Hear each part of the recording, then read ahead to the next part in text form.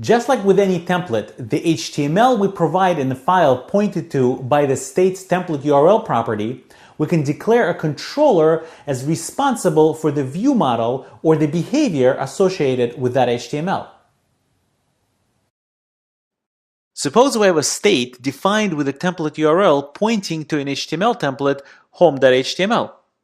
The home HTML template will then declare a controller using our controller as syntax, home controller as home.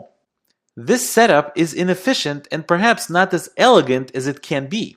You could see that the only reason we have the wrapper div tag is to declare the controller. It doesn't seem to have any other value.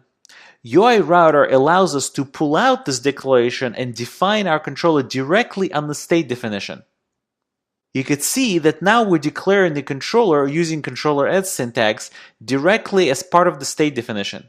Since we're not using a function value for the controller in this example, you can assume that we actually declared the home CTRL controller using the angular.controller method. We also have the option to specify the function value instead of the controller's string name if we have access to that function value at this point.